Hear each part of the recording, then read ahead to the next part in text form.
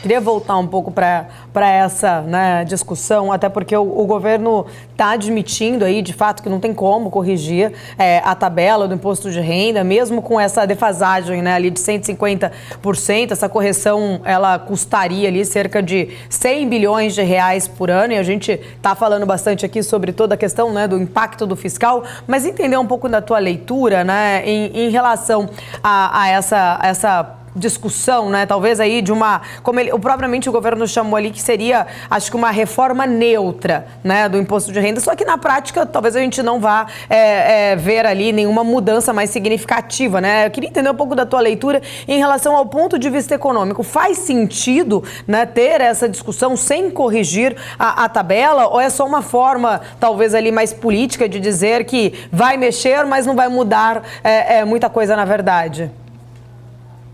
Então, na verdade, em termos econômicos, a isenção até 5 mil, per se, ela não faz sentido. Foi uma forçação de barra que o secretário ontem, em seu discurso, né, o Marcos Pinto, na minha interpretação, deixou isso relativamente evidente, né?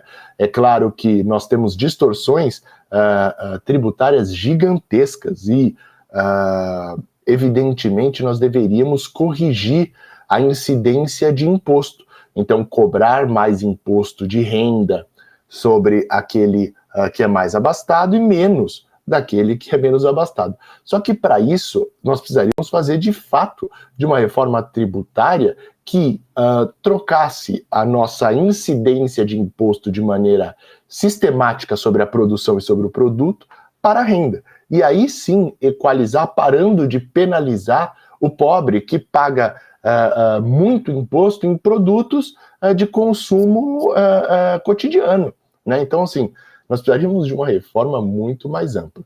No que toca o IR, então, assim, já foi uma forçação de barra.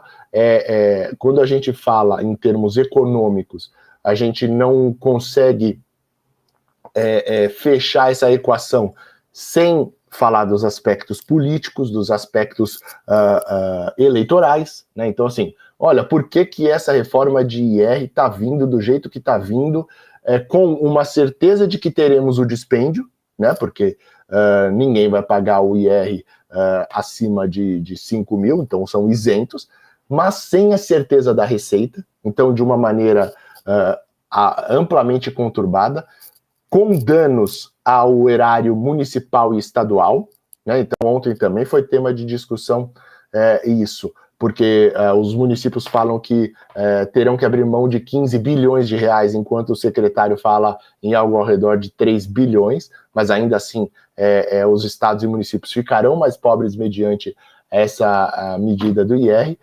Isso se sair do Congresso, o que o governo colocou.